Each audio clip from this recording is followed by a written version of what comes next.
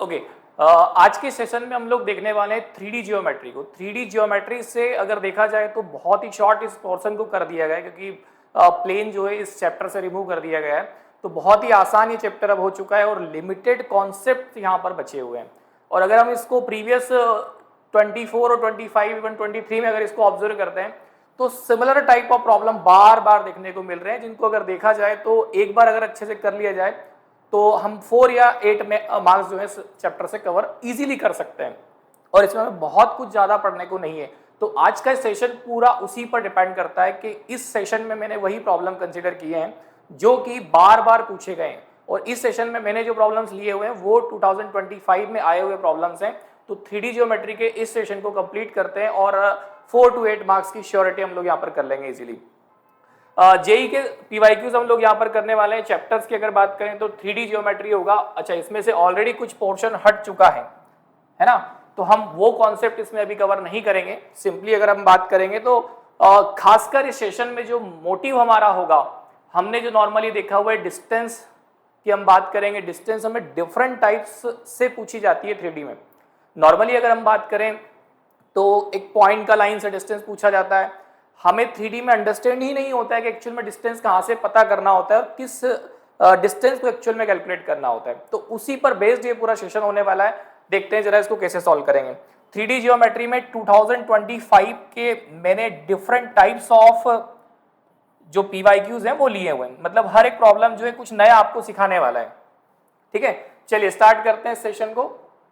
और सबसे पहले इस पीपीटी में या ऐसा कहें सेशन में हम क्या क्या पढ़ने वाले हैं उस पर डिस्कशन कर लेते हैं। देखिए, शॉर्टेस्ट डिस्टेंस बिटवीन 2 लाइंस की हम बात करते हैं। शॉर्टेस्ट डिस्टेंस हमें 2 लाइंस के बीच कैसे फाइंड आउट करना होती है, हम उस पर यहाँ पर डिस्कशन करेंगे। अच्छा, शॉर्टेस्ट डिस्टेंस जो है वो 2 टाइप से हम लोग फाइंड आउट करते हैं। एक तो पैरेलल लाइन के बारे में बात करते हैं, है ना, लाइंस कैसी हो पैरेलल तो शॉर्टेस्ट डिस्टेंस कैसे निकाली जाती है। फिर उसके बाद हम बात करेंगे स्क्यू लाइंस के बारे में कि स्क्यू लाइंस के बीच शॉर्टेस्ट डिस्टेंस क्या होगी। नाउ देयर आफ्टर एक ये बहुत ही इंपॉर्टेंट कॉन्सेप्ट है डिस्टेंस अलोंग द लाइन, है ना, डिस्टेंस अलोंग द लाइन। किसी लाइन के अलोंग डिस्टेंस कैसे फाइंड आउट करना है उस पर हम लोग डिस्कशन करेंगे। साथ ही साथ third point, distance of a point from line, distance of a point from line. तो ये कुछ मोटिव इस सेशन के होने वाले हैं जो कि लगभग सारे जो टॉपिक्स हैं सिमिलर हैं, बिल्कुल ज्यादा कोई डिफरेंस दोनों तीनों में है नहीं, एक ही कॉन्सेप्ट पर बेस्ड है। लेकिन अंडरस्टैंडिंग करना बहुत जरूरी है कि किस प्रॉब्लम में क्या पूछा गया है, वो जानना बहुत जरूरी है। क्योंकि नॉर्मली हम लोग यूज टू होते हैं 2D को सॉल्व करने के लिए, बट 3D जो है कहीं ना कहीं थोड़ा सा इमेजिनेशन वाला पार्ट होता है। तो इसमें हमें थोड़ा लॉजिक्स को इमेजिन ज्यादा करना होता है एज कंपेयर टू एक्सप्रेशन। यहाँ पर हम मैथमेटिकल एक्सप्रेस कम करेंगे उन चीजों को, लेकिन इमेजिन बहुत ज्यादा करना होता है। चलिए स्टार्ट करते हैं प्रॉब्लम नंबर फर्स्ट इसका। देखिए, पहले प्रॉब्लम में क्या पूछा है इसको पहले समझते हैं और किस पर बेस्ड है ये वो भी आपको बताने वाला हूं। ओके, देखिए यहां पर हमसे पूछा गया है perpendicular distance of a line from point. तो ये जो टॉपिक है हमारा, ये एक पॉइंट से लाइन का डिस्टेंस कैसे फाइंड आउट करना है उस पर बेस्ड ये प्रॉब्लम है जो 2025 में जनवरी में आपसे पूछा गया है। देखिए, इन जनरल अगर मैं इस लाइन को एक नाम दे देता हूं L1 या L, सिंगल लाइन है तो मैं इसको L नाम दे देता हूं, है ना। ये मैंने एक लाइन ड्रॉ किया, क्लियर है। ये लाइन जो L है हमने इस प्रकार से इसको ड्रॉ कर लिया। नाउ एक कोई पॉइंट P होगा। अब ये P कहीं भी लाई कर सकता है। हमने यहाँ पर एक रफ डायग्राम बनाया है, तो ये 0.2 -10, 1 हमारे पास है। नाउ अब हमसे पूछा गया distance. Suppose that by chance अगर ये एग्जामिनर आपसे ये मेंशन नहीं करता, क्या कि बोले सर ये परपेंडिकुलर डिस्टेंस मेंशन ना करके ये बोल देता सिंपली कि डिस्टेंस बताइए इस पॉइंट का इस लाइन से, तो देखिए सबसे पहली चीज तो ये सामने वाला मेंशन करे आपको या ना करे, ये लॉजिकली क्लियर है कि डिस्टेंस हमें हमेशा परपेंडिकुलर ही फाइंड आउट करना है। क्योंकि अगर मान लो फ्री छोड़ दिया आपको, तो किसी बच्चे ने मान लीजिए ये डिस्टेंस निकाल के दे दी, किसी ने ये वाली डिस्टेंस निकाल के दे दी, तो यूनिक डिस्टेंस तो होगी नहीं, है ना, यूनिक डिस्टेंस तो होगी नहीं। तो फिर हमें क्या करना है, मेंशन हो या ना हो, निकालना परपेंडिकुलर डिस्टेंस ही है। मतलब अल्टीमेटली मुझे जो डिस्टेंस निकालना है वो ये निकालना है, ये यहां पर परपेंडिकुलर होना चाहिए। अब कैसे डिस्टेंस कैलकुलेट की जाए, देखिए सबसे सिंपल सा तरीका है, P दिया हुआ है, N के अगर पॉइंट्स आ जाते हैं तो हम इजीली जो है इसका डिस्टेंस निकाल लेंगे। तो हमारा जो टारगेट होगा to find the coordinates of N, N के कोऑर्डिनेट्स अगर मैं फाइंड आउट कर लेता हूं तो मेरे लिए ये डिस्टेंस निकालना कोई बहुत बड़ा टास्क नहीं होगा। अब हम काम करते हैं कि कैसे हम लोग जो है सिंपली N के कोऑर्डिनेट्स निकाल सकते हैं। देखिए जनरली जो इक्वेशन हमें दी हुई है, जो लाइन का इक्वेशन दी हुई है that is x minus 1 divided by 2 और y plus 2 divided by -1 z plus 3 divided by 2, मैंने इसके इक्वल टू में कुछ कांस्टेंट एज्यूम कर लिया that is t। So x in terms of t कितना होगा 2t plus 1, y in terms of t कितना होगा, तो बोले ये होगा -t माइनस 2, और z की अगर बात करें तो ये होगा 2t माइनस 3। क्लियर है? ये x y z in terms of t इस लाइन पर कहीं भी लाई कर सकते हैं, इस लाइन एल पर जो है कहीं भी लाई कर सकते हैं। तो क्यों ना मैं इसको थोड़ी देर के लिए ऐसा एज्यूम कर लूं कि भाई ये जो है एन के कोऑर्डिनेट्स हो चुके होंगे। मैंने ऐसा एज्यूम कर लिया कि ये जो पॉइंट्स हैं वो किसके कोऑर्डिनेट्स हैं, एन के कोऑर्डिनेट्स हैं, 2t माइनस 3। नाउ अब एक चीज हमें यहां से ऑब्जर्व करना है। देखिए अगर मैं लाइन एल के डायरेक्शन रेशियोज की बात करता हूं तो मुझे डायरेक्टली दिख रहे हैं कि इसके डायरेक्शन रेशियोज क्या क्या है, 2 -1 और 2। क्लियर है? अगर मान लीजिए मैं पीएन के डायरेक्शन रेशियोज को कैलकुलेट कर लेता हूं तो इजी हो जाएगा मेरे लिए परपेंडिकुलरिटी की कंडीशन लगाना। तो इसके लिए मुझे किसके डायरेक्शन रेशियो चाहिए, पीएन के। पीएन के डायरेक्शन रेशियो निकालने के लिए सिंपली आपको क्या करना है, इस पॉइंट को आपस में सबट्रैक्ट करना होता है।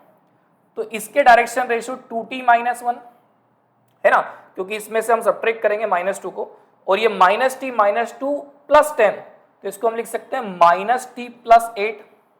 क्लियर? फिर 2t माइनस 3 माइनस 1, तो ये हो जाएगा 2t माइनस 4। क्लियर है? ये इसके डायरेक्शन रेशियोज हो गए। Now as we know that, या जैसा इन्होंने प्रॉब्लम में हमें दिया हुआ है, क्या बोला है, L is perpendicular to Pn। L अगर Pn के परपेंडिकुलर है तो इनके डायरेक्शन रेशियो का प्रोडक्ट का सम जो होगा वो कितना होना चाहिए बेटा, 0 होना चाहिए। तो सिंपली बस इसी को अप्लाई करना है, 2 इंटू 2t माइनस 1 और -1 into -t plus 8 and 2 into 2t minus 4 and this one is equal to 0। तो यहां से हम लोग क्या कर लेते हैं, t का वैल्यू कैलकुलेट कर लेंगे। 4t minus 2 plus t minus 8 plus 4t plus minus 8 equal to 0। चलिए रिजल्ट क्या बन रहा है इसका, तो ओवरऑल अगर इसको देखें तो 9t यहां पर देखने को मिल रहा है, और ये जो है ओवरऑल रिजल्ट जो है प्लस का 18 इक्वल टू किधर आ गया। So finally t is equal to कितना हो गया, 2। अब देखिए अगर मैं t जो है यहां पर पुट कर देता हूं, n के कोऑर्डिनेट्स में अगर t पुट कर देता हूं तो मुझे n के जो कोऑर्डिनेट्स है वो इंडिपेंडेंट ऑफ t या ऐसा कहें श्योर पॉइंट मुझे पता चल जाएगा। तो अल्टीमेटली जो हमारा n के कोऑर्डिनेट्स होंगे वो 2 इंटू 2 4 प्लस 1 5 और -2 माइनस 2 माइनस 4 और 4 माइनस 3 1। ये जो पॉइंट्स है मेरे किसके हो गए, n के। नाउ डिस्टेंस बिटवीन Pn, तो बस हमें यहां पर simply distance between 2 points apply करना है, और वो क्या हो रहा है जरा देख लेते हैं एक बार। 2 माइनस 5 होल स्क्वायर और -10 प्लस 4 होल स्क्वायर और 1 minus 1। Clear? After getting simplification क्या मिल रहा है यहां से, ये हो गया 9 और ये हो गया आपका 36। तो रिजल्ट आ रहा है आपका 45। 45 को हम लोग लिख सकते हैं 3√5। तो ये जो है इसका क्या होगा बेटा, शॉर्टेस्ट डिस्टेंस कहें या परपेंडिकुलर डिस्टेंस कहें या किसी पॉइंट का किसी लाइन से डिस्टेंस यही होने वाला है। क्लियर है? चलिए आगे बात करते हैं, नेक्स्ट प्रॉब्लम देखते हैं। ये देखिए अभी हमने सिंपल सा एक पॉइंट का डिस्टेंस कैलकुलेट किया है ना। अभी हमने क्या किया है, एक पॉइंट का किसी लाइन से परपेंडिकुलर डिस्टेंस कैलकुलेट किया है, और इस प्रॉब्लम में आपसे क्या पूछा पहले इसको समझिए। ये कंफ्यूजिंग प्रॉब्लम है और ये ऐसा कॉन्सेप्ट है जो कि नॉर्मली बच्चे छोड़ देते हैं। कैसे, मैं बताता हूं। The distance of a line, एक कोई लाइन है आपके पास from the point along the line.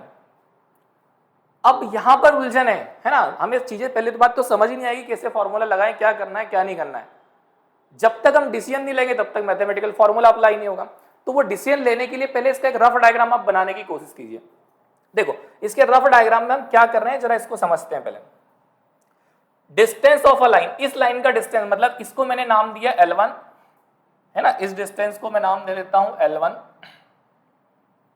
ये इसको मैंने नाम दिया L1 और इस लाइन को नाम दे देता हूं L2।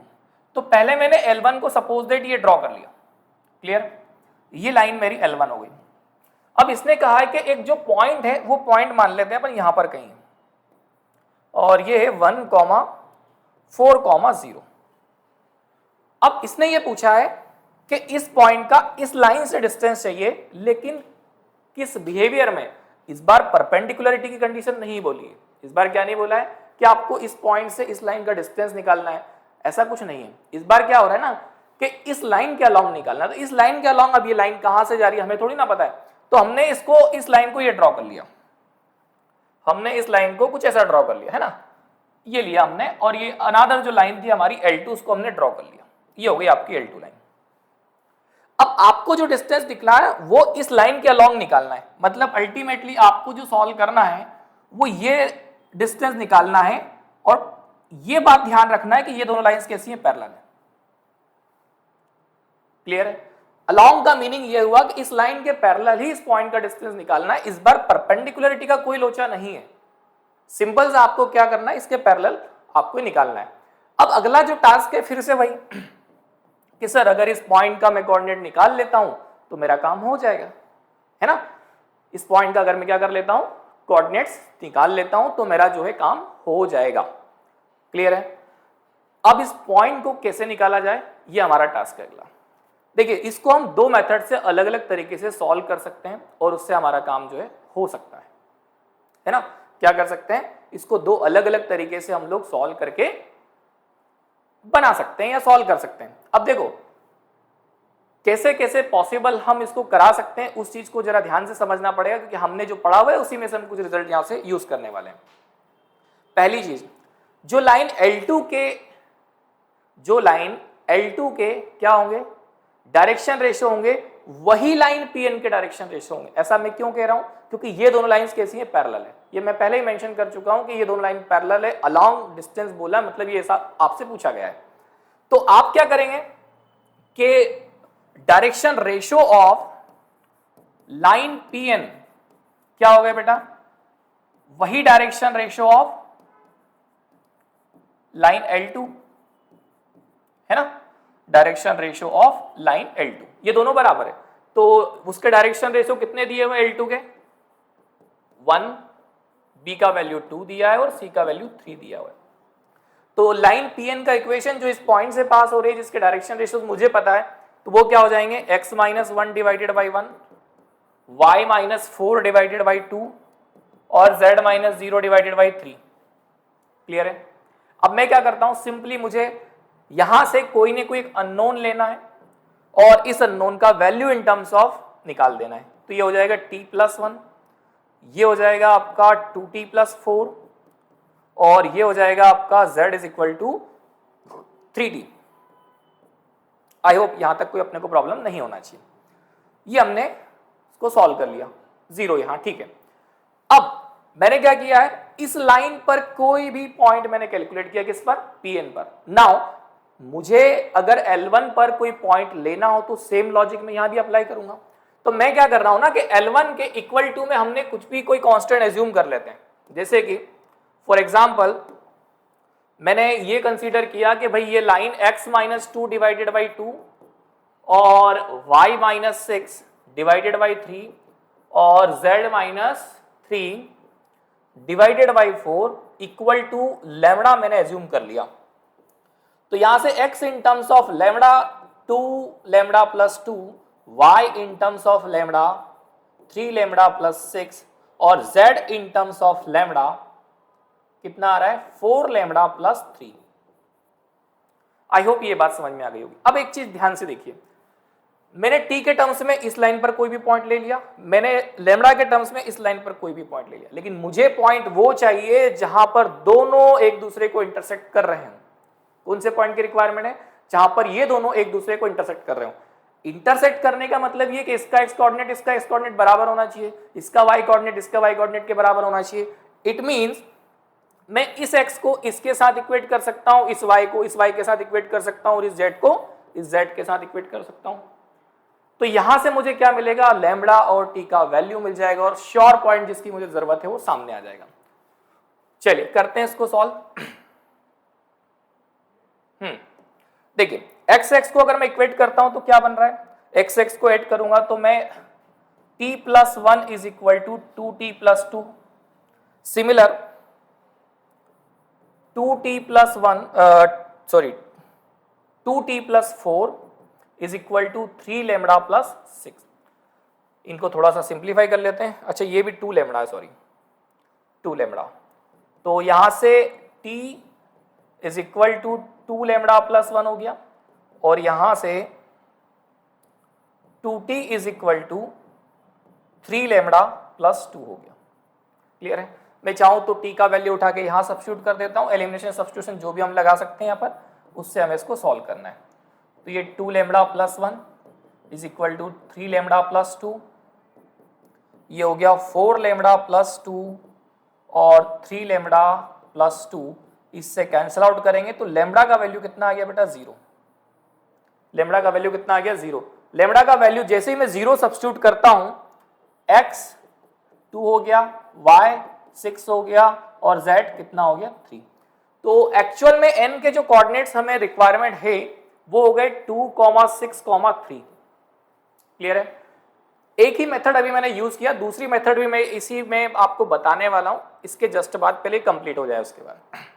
क्लियर? अब मुझे n के कोऑर्डिनेट्स पता चल गए, तो अब तो डिस्टेंस निकालना है। तो pn क्या हो जाएगा? डायरेक्ट pn कितना हो जाए?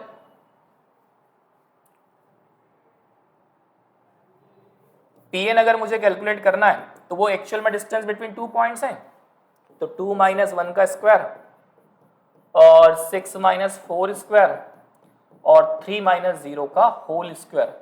आफ्टर गेटिंग सिंप्लीफिकेशन ये हो गया 1, ये रिजल्ट बनेगा 4 और ये रिजल्ट बनेगा 9। तो इसके हिसाब से जो pn का डिस्टेंस है वो हो जाएगा आपका √14। ये आपका रिजल्ट होना चाहिए। तो इसका जो डिस्टेंस आपसे पूछा गया है along the line will be √14। I hope ये बात आपको समझ में आ चुकी होगी। देखिए मैंने अभी एक कॉन्सेप्ट लिया, अब मैं दूसरे कॉन्सेप्ट की अगर आपसे बात करता हूं तो कैसे इसको हम लोग सॉल्व करते हैं जरा देखिएगा। मेथड 2 अगर आप इसमें अप्रोच करते हैं तो क्या पॉसिबिलिटी होती है उसकी बात करेंगे, है ना। देखो मेथड 2 में हम लोग क्या कर सकते थे, जैसा मैंने ये लाइन लिखा हुआ है, कौन सा लाइन लिखा हुआ है, जैसे मैंने इस लाइन का इक्वेशन लिख लिया pn का, है ना, ये मेथड 2 आपका। मेथड 2 में आपको क्या करना है, जैसे मान लीजिए आपने pn का लाइन का इक्वेशन लिख लिया और वहां से क्या कर लिया, ये x की वैल्यूज निकाल ली इन टर्म्स ऑफ t। अब आपको कुछ भी नहीं करना है, आपको इसको उठाकर जो लाइन L1 है उसमें x की वैल्यू पुट कर दो, उसमें y की वैल्यू पुट कर दो और उसमें z की वैल्यू पुट कर दो, आपके सामने डायरेक्ट जो है पॉइंट आ जाएगा। तो मेरे ख्याल से इससे भी वो थोड़ा सा और आसान हो जाएगा। क्लियर है क्या? तो दूसरा मेथड हम इस तरीके से यूज कर सकते हैं कि जो हमने यहां पर वैल्यूज निकाली हैं उन वैल्यूज को उठाकर हम इस लाइन में पुट कर देंगे। चलो चेक करके बता भी देता हूं एक बार। यहां से t का वैल्यू कितना है, तो जैसे x का वैल्यू आ गया आपका t प्लस 1, x का वैल्यू है t प्लस 1, y का वैल्यू है यहां पर हमारे पास 2t प्लस 4 और z का वैल्यू है हमारे पास 3t। ये सारी वैल्यूज मुझे उठा के इसमें सब्स्टिट्यूट करना है, तो मैं किन्हीं भी दो को यूज करूंगा तो मेरा काम हो जाएगा। जैसे t plus 1 minus 2 divided by 2 is equal to 2t plus 4 minus 6 divided by 3। Clear है? तो यहाँ से मिलेगा t माइनस 1 डिवाइडेड बाई 2, यहाँ से मिलेगा 2t minus 2 divided by 3। After getting simplification ये हो रहा है 3t माइनस 3 और ये हो रहा है 4t माइनस 4। तो जैसे हम इसको सिंप्लीफाई करेंगे t का वैल्यू कितना मिल गया बेटा 1। अब ये t का वैल्यू 1 जो है अगर आप ओरिजिनल इक्वेशन में पुट कर देते हैं, जो पॉइंट्स ये दिए हुए यहां पर पुट कर दो, तो आप देखो कितना मिल गया, x is equal to 2, y is equal to 6 और z इज इक्वल टू 3। हमने जो प्रीवियस मेथड निकाला था उससे भी n के कोऑर्डिनेट्स बिल्कुल एज इट इज 2, 6 और 3 हमको देखने को मिले थे। तो पहले वाले मेथड से दूसरा और भी आसान हो गया। लेकिन सबसे मेन चीज ये ना कि ऑब्जर्वेशन हम कैसे करेंगे। अगर ऑब्जर्वेशन हमारा परफेक्ट है तो हम बहुत जल्दी कर लेंगे इसको सॉल्व, अदरवाइज इस प्रॉब्लम को छोड़ना पड़ेगा, क्योंकि अलोंग द लाइन वाला प्रॉब्लम कहीं ना कहीं डिफिकल्ट होता है स्टूडेंट्स के लिए। चलिए आगे बढ़ते हैं, अगला प्रॉब्लम देखते हैं। नेक्स्ट, अब देखिए ये जो कॉन्सेप्ट है ये तो बहुत ही ज्यादा फेमस है, मतलब हर जगह इसको पढ़ाया जाता है, पढ़ना भी पड़ता है और बच्चे लगभग इसको याद ही कर डालते हैं, इसमें ज्यादा दिमाग लगाने की उनको जरूरत नहीं होती है। देखो इसको कैसे सॉल्व करें। इसने बोला है if the square of the shortest distance, मतलब जो डिस्टेंस आएगी उसका भी आपको स्क्वायर करना है ना। और इन दोनों लाइंस के बीच में वो m/n है, वेयर m और n आर को प्राइम नंबर्स। मतलब अगर मान लो 2/6 आ रहा है तो आप उसको सिंप्लीफाई करो, फिर उसके बाद में m और n को कंपेयर करेंगे। देन m प्लस n का वैल्यू हमसे पूछा गया है। क्लियर है। अब पहले इस तरह के प्रॉब्लम में इस तरह की लाइंस जो है किस किस तरह से हो सकती है, पहले उसके बारे में डिस्कशन करते हैं। तो मान लीजिए सपोज दैट अगर हम बात करें तो 3D में हमारे पास दो टाइप की लाइन हो सकती है जिनकी डिस्टेंस हम लोग निकाल सकते हैं। एक को हम लोग बोलते हैं पैरेलल लाइंस, है ना, पैरेलल लाइंस, और एक होता है स्क्यू लाइंस। तो पहले सबसे पहला ही लॉजिक ये है कि सर इसको तो पहचाने पहले कि स्क्यू लाइंस क्या होती है और पैरेलल लाइंस क्या होती है। देखो अगर मान लो ये 3D में मैं इनको किधर भी घुमा सकता हूं और अगर ये दोनों लाइंस पैरेलल है तो इनके बीच की जो डिस्टेंस है, ये जो मैंने फिंगर रखा हुआ ये डिस्टेंस मुझे एक्चुअल में कैलकुलेट करना है ना, इन दोनों के बीच में। अब ये लाइंस कैसी हैं, तो बोले ये दोनों लाइंस पैरेलल है, इनको किसी भी एक प्लेन पर ले जाके मैं लगा सकता हूं, है ना। जैसे मान लो सपोज दैट मैंने यहां पर इस प्लेन पे लगाया तो इसको मैं टच करा सकता हूं। लेकिन अगर मान लीजिए मैं इसको थोड़ा सा ऐसा इस टाइप से कर देता हूं, ये कुछ इस तरह से, मतलब जो मेरे हाथ में जो रिमोट रखा हुआ है और पेन जो रखा हुआ है दोनों पैरेलल नहीं है, ये दोनों कहीं ना कहीं कुछ न कुछ एंगल से इंक्लाइंड है बट इंटरसेक्ट नहीं कर रहे हैं। इस बात को समझना बहुत जरूरी है ना। सिंपल सा लॉजिक है। ये डिस्टेंस अब मुझे निकालना है, लेकिन प्रॉब्लम ये है कि अगर इस तरह लाइन है तो इसको स्क्यू कहेंगे और अगर इस तरह से दोनों लाइंस पैरेलल है तो हम इनको पैरेलल लाइंस कहेंगे। डिस्टेंस इस केस में भी निकाली जाएगी और डिस्टेंस इस केस में भी हम लोग निकालेंगे। क्लियर है। तो पहले तो ये ऑब्जर्व करना पड़ेगा कि लाइंस हमारी जो है कैसी है। अब देखिए अगर लाइन का रिप्रेजेंटेशन ये 3D में है तो कैसे पहचाने स्क्यू है या फिर पैरेलल है। अगर लाइंस का रिप्रेजेंटेशन इस फॉर्म में दिया हुआ है और ये वैल्यूज इसके बराबर हो, ये वैल्यू इसके बराबर हो, ये वैल्यू इसके बराबर हो, तो these lines will be parallel lines in 3D। और अगर ये करस्पॉन्डिंग वैल्यूज इक्वल नहीं है it means they are skew lines. तो ये दोनों लाइंस फिलहाल कैसी है, स्क्यू लाइंस। क्यों? क्योंकि इसका ratio x minus 2 divided by जो भी है और x प्लस 1 डिवाइडेड बाई जो भी है आपस में इक्वल नहीं है। अगर ये इक्वल नहीं है तो ये लाइंस कैसी है, स्क्यू लाइंस है। क्लियर है। और अगर ये स्क्यू लाइंस हैं तो मुझे फिर यहाँ पर पॉइंट्स पता करना होते हैं। जैसे मैं L1 लाइन को टारगेट करता हूँ, इसको मैंने नाम दिया L1, इसको मैंने नाम दिया L2। तो L1 से अगर बात करें तो L1 से एक पॉइंट वेक्टर की बात अगर हम करें तो वो हो जाएगा 2, 1 और 3। इनको आप i j k के साथ लिखना चाहें तो लिख सकते हैं और अदरवाइज आप ब्रैकेट में लिखना चाहें तो वैसा भी लिख सकते हैं। सॉरी,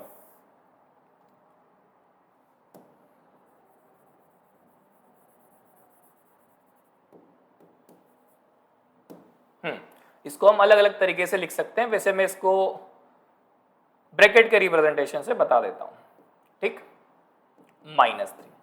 अब इसका डायरेक्शन रेशियो वाला पार्ट जिसको मैं b1 से रिप्रेजेंट करूंगा वो कितना है, बोले वो 1, 2 -3 है। सिमिलर L2 लाइन की अगर बात करें तो यहां से पॉइंट वेक्टर जो उस लाइन पर लाई कर रहा होगा वो है -1 -3 -5, है ना। और डायरेक्शन जो वेक्टर इसको प्रोवाइड कर रहा है इस लाइन को, वो डिनोमिनेटर में लिखा है, जिसके डायरेक्शन रेशियोज हैं 2, 4 और -5। अब एक्चुअल में फॉर्मूला है shortest distance between skew lines, है ना। स्क्यू लाइंस के बीच शॉर्टेस्ट डिस्टेंस कैसे निकालना है वो हम बात कर रहे हैं। तो इसका डिस्टेंस जो होता है वो एक सिंपल सा फॉर्मूला फॉलो करता है। वो क्या है, जरा ध्यान से देखो। A2 minus A1 vector dot B1 cross B2 dot B1 cross B2 divided by magnitude of B1 cross B2।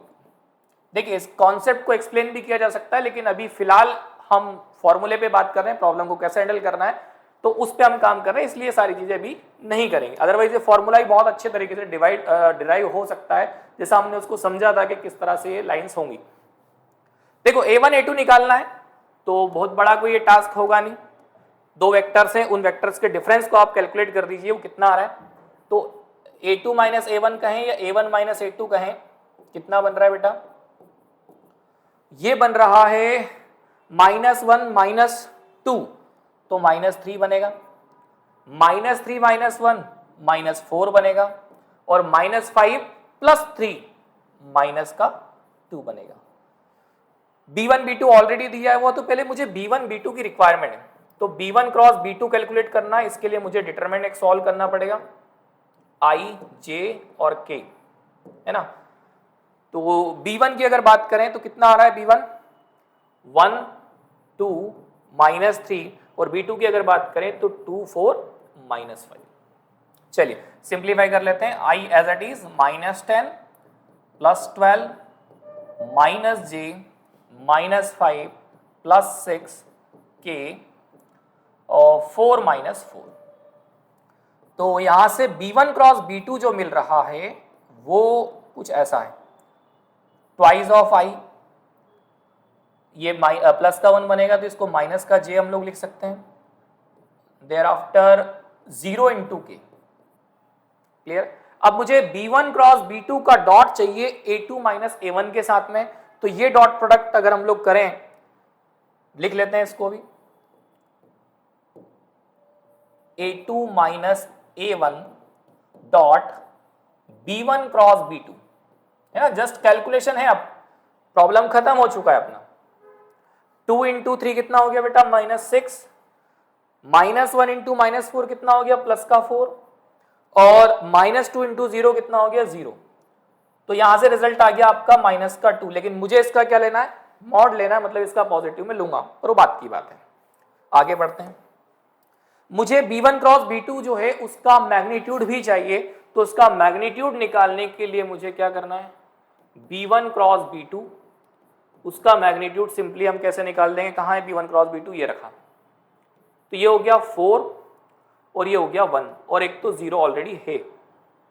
तो फाइनल जो रिजल्ट इसका आपको देखने को मिल रहा है वो कितना आ रहा है? अभी फिलहाल डिस्टेंस की अगर मैं बात करूं तो वो आ रहा है 2/√5। बट इन्होंने कहा है कि इस डिस्टेंस का आपको स्क्वायर करना है, तो मैं इसका स्क्वायर जैसे ही करूंगा ये हो जाएगा 4/5, हाँ करेक्ट। और इसका डिस्टेंस का जो स्क्वायर है वो है m/n या m/n। तो m का वैल्यू कितना हो गया 4, n का वैल्यू कितना हो गया 5। m और n दोनों का वैल्यू मैं यहां से कंपेयर कर लेता हूं। दूसरी बात, को प्राइम नंबर्स होना चाहिए, कोई ऐसा नंबर तो नहीं है जो इसमें कैंसिल आउट हो रहा है। 4/5 एज इट इज है। सिंपली आपको क्या करना है? दोनों को अब ऐड कर देना है, यही हमारा आंसर है जो हमसे पूछा गया है। 5 + 4 दैट इज 9। तो इसका जो आंसर है, फाइनल रिजल्ट जो आएगा वो होगा बेटा 9। आई होप ये बात समझ में आ चुकी है, ठीक है। हाँ, अगर ये लाइंस पैरेलल होती तो फिर ये फॉर्मूले में चेंज हमें देखने को मिलता, और उस पैरेलल लाइन का फॉर्मूला भी हमारे पास अवेलेबल है। चलिए आगे बढ़ें, ठीक है। आई होप इस सेशन के जितने ही प्रॉब्लम्स हमने ली, अच्छा डिस्टेंस इसके अलावा किसी और चीज की नहीं पूछी जाती है, बस इसी पर बेस्ड जो है सारी डिस्टेंस आपको कैलकुलेट करना होती है, अलोंग द लाइन पॉइंट से डिस्टेंस, पैरेलल लाइन के बीच का डिस्टेंस और स्क्यू लाइन का distance. Okay, thank you very much.